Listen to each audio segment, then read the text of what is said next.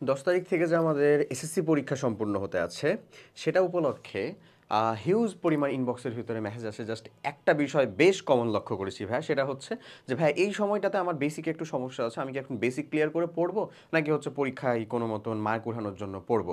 খুব রিলেটেড একটা কনসেপ্ট, তো তাকে আসলে গাইড করার জন্য দেখা যায় যে পরপর কয়েকটা কোশ্চেন জিজ্ঞাসা করতে হয় যে এক্স্যাক্ট তাকে হচ্ছে আমি কোন বিষয়ে বা কোন দিকে আর কি ডাইরেক্ট করে গাইড করব তাকে।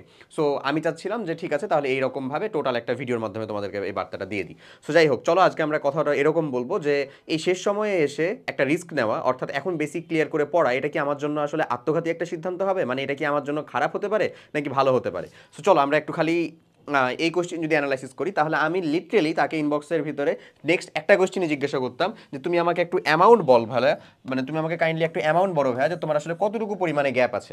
ঠিক আছে, সো আলটিমেটলি কেউ মানে এই তিনটা ধাপের বাইরে কেউ যেত না। একজন বলতো যে ভাই আমার জাস্ট কয়েকটা চ্যাপ্টারে মানে মানে সরি একটা চ্যাপ্টার অথবা দুইটা চ্যাপ্টার এবং কিছু স্পেসিফিক টপিকের ভিতরে গ্যাপ আছে, তখন তাকে আমি বলতাম যে ইয়েস তুমি এই যে গ্যাপ ক্লিয়ার ক্লাস কমপ্লিট করো, তুমি গ্যাপ ক্লিয়ার ক্লাস কমপ্লিট করো, অথবা তোমার কাছে যদি অন্য কোনো একাডেমিক অ্যাক্সেস থাকে সেখানকার একাডেমিক ক্লাসগুলোকে কমপ্লিট করো, অথবা ইউটিউবে ফ্রি সোর্সও আছে সেখান থেকে কমপ্লিট করতে পারো। It's up to you. But একেবারে প্রিসাইজ ক্লাস চাইলে একেবারে আমি বলবো হচ্ছে গ্যাপ ক্লিয়ার ক্লাস, কারণ এটার লেন্থে কম, কোয়ালিটি যথেষ্ট ভালো দেওয়ার চেষ্টা করা হয়েছে। ঠিক আছে, আচ্ছা এখন মানে যে চেঞ্জ পার্টটুকু টার্টটুকু চেঞ্জ যে সিলেবাস অংশটুকু সব কিছু থেকে আসলে এটাকে প্রিসাইজ করে দেওয়ার ট্রাই করা হয়েছে। ওকে, এখন পরে ওইটাই মানে এই টাইপের ভিতরে যদি তুমি হও তাহলে তোমার জন্য হচ্ছে সলিউশনটা এরকম, বাট মোস্ট অফ দ্য কেসে এরকম হয় না। মোস্ট অফ দ্য কেস হয় হচ্ছে আসলে এইটা, মোস্ট অফ দ্য কেস হয় হচ্ছে এইটা, এবং সেকেন্ডে থাকে হচ্ছে এই কেসটা, এবং থার্ড বা খুব কম কেস থাকে হচ্ছে যে ভাই আমার জাস্ট কয়েকটা টপিকে বাকি আছে, এরকমটা খুব কম মানুষজন থাকে। মোস্ট অফ দ্য কেস কি থাকে দেখো, কয়েকটা সাবজেক্ট ভাইয়া, কয়েকটা সাবজেক্টের কয়েকটা চ্যাপ্টার আমার হচ্ছে গ্যাপ মানে ক্লিয়ার হয়নি, সেই সাবজেক্টগুলোর হচ্ছে আমাদের আসলে অবস্থাটা একটু খারাপ হয়ে আছে, সেখানে আমাদের বেসিকটা একটু কম। সো তাদের জন্য সাজেশন কি থাকবে, তাদের জন্য সাজেশন থাকবে হচ্ছে রেড বাটন বা না। তাদের জন্য এই এখন এখন যদি তুমি লিটারেলি বেসিক ক্লিয়ার করে ক্লাস শুরু করো তাহলে তোমার জন্য এটা আত্মঘাতী একটা সিদ্ধান্ত হওয়ার জন্য যথেষ্ট রিস্ক থাকে। ওকে, এখন মানে আসলে এটা মনে হতে পারে যে ভালো কাজ করার জন্য আসলে দেরি হয়ে গেছে বলে কিছু হয় না, ভালো কাজ যে কোনো সময় থেকে শুরু করা যেতে পারে, ঠিক সেরকমই বেসিক ক্লিয়ার করার জন্য আসলে দেরি হয়ে গেছে বলে কিছু না, বেসিক যে কোনো সময় থেকে ক্লিয়ার করা যেতে পারে। বাট এখানে একটা কথা আছে, পরীক্ষার আগের রাতে নিশ্চয়ই তুমি বেসিক ক্লিয়ার করতে বসলে সেটা তোমার জন্য আত্মঘাতীই হবে, এটাই চরম সত্য একটা কথা। সো পরীক্ষার আগের রাতের কথা চিন্তা তুমি বাদ দাও, এখন থেকে তোমার কাছে যে সময়টুকু আছে সেই সময়টুকুও তোমার যদি আসলে কয়েকটা সাবজেক্টের ভিতরে সমস্যা থেকে থাকে তাও তোমার জন্য বেসিক ক্লিয়ার করার জন্য উত্তম বলে আমি মনে করি না। তোমার জন্য যেটা দরকার সেটা হচ্ছে এখন বেশি বেশি তোমার জন্য সলিউশনটা হচ্ছে এখানে এই লাস্ট শর্ট ক্লাস করতে হবে। একটা যদি লাস্ট শর্ট রিভিশন ক্লাস তুমি কমপ্লিট করো, এখানে সাপোজ যে লাস্ট শর্ট ক্লাস আছে, তাহলে ওই চ্যাপ্টারের প্রতি একটা টোটাল ওভারভিউ আর টোটাল একটা ধারণা চলে আসবে। আমি বলবো না ওই চ্যাপ্টারে তুমি সব পুঙ্খানুপুঙ্খ পারবা, বাট টোটাল একটা ধারণা চলে আসবে, ওই চ্যাপ্টারের আউটলাইন কি, ওই চ্যাপ্টারের কঙ্কালটা কীরকম, সব কিছুর একটা ধারণা চলে আসবে। ওইটা ক্লাস কমপ্লিট করার পরে শেষ না, তারপরে তোমাকে টেস্ট পেপার সলভ করতে হবে পরীক্ষায় মার্ক পাওয়ার জন্য। এখন ভাই তুই আমাকে বলিস না যে তুই পড়াশোনা করে মানে হচ্ছে এখান থেকে খুব একেবারে মানে কি বলবো অ্যাটম বাম বানায় ফেলবি। মেইন কথা হচ্ছে আমাদের সবার টার্গেট বা প্রাইম টার্গেট আসলে প্রথমটা হচ্ছে একটা ফার্স্ট এবং ফাইনাল টার্গেট হচ্ছে আমার এখানে মার্ক লাগবে, আমার এখানে ভালো একটা ফলাফল লাগবে, আমার বাবা মার মুখে হাসি লাগবে, আমার বাবা মা আমার জন্য যেন গর্ব করে সেটুকু আমার লাগবে। এটুকু হচ্ছে ফার্স্ট এবং ফাইনাল টার্গেট। এখান থেকে কতটুকু আমি শিখতে পারছি, কতটুকু আমি জানি, কতটুকু আমি লেকচার দিতে পারলাম সেটা আমার পরে, সেটা আমার পরের কথা, লিটারেলি পরের কথা।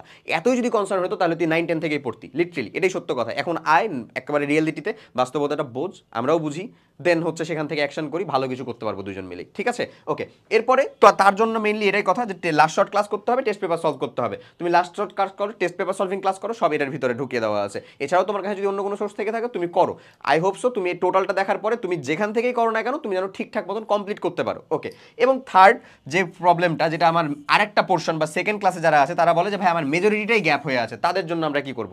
তাদের জন্য অলরেডি আমি প্রিসাইজলি একেবারে ওই সিকিউ ডিস্ট্রিবিউশন আর এমসিকিউ ডিস্ট্রিবিউশনের জন্য তাদেরকে বলে দিয়েছিলাম যে কিভাবে এসএসসি সাজেশন উইথ সলিউশনটা অবভিয়াসলি গ্র্যাব করো।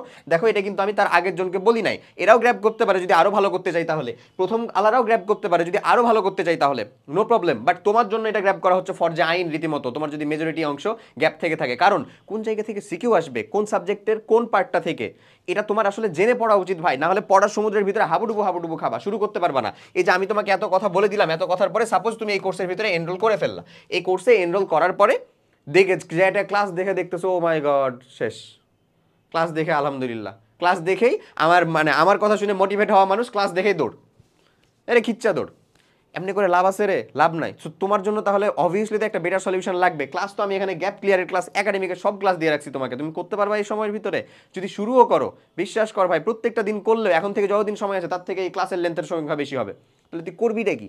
করবি হচ্ছে এইটাই, এই যে QN SSC suggestion with solution আছে না, এই কিউএন এসএসসি সাজেশন উইথ সলিউশনটা অর্ডার কর, ওটা নিয়ে দেখ যে কোন জায়গা থেকে সিকিউ আসে, ওই স্পেসিফিক জায়গাগুলোর ক্লাস কর। ওখানে যে তোকে 8টা সিকিউ এর কথা বলে দিচ্ছে না, 8টা সিকিউ এর জন্য 8টা চ্যাপ্টার বলে দিচ্ছে, তুই অন্তত 7টা তো করবি, 8টা না করতে পারলি 7টা কর, 7টা করে দেখ, 7টা করলে তো তোর 5টা ইজিলি কমন আসে রে বাবা। এতটাও তো খারাপভাবে সাজেশন আমরা বানাই না, 5টা তো ইজিলি কমন আসবে। সো 5টার ভিতরে তুমি যদি 40 আপ মার্কও গ্র্যাব করতে পারো, তাহলে তুমি এ প্লাস করার টার্গেট চিন্তা করতে পারো, বুঝতেছো? যেখানে তুমি এখন এফ এর দিকে আছো, যে ভাই আমি কি এফ থেকে কি সি ডিতে যাব, আমি তোকে এ প্লাসের কথাটা বলতেছি, তুই বোঝ।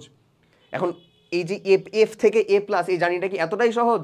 একজন সারা দিন ওই 9-10 থেকে খাটাখাটনি করে করে এসে এ প্লাস পাচ্ছে, আর তুই হচ্ছে রাগাদারাতি খাটাখাটনি করে এ প্লাস পেয়ে যাবে, এরকম কি সহজ?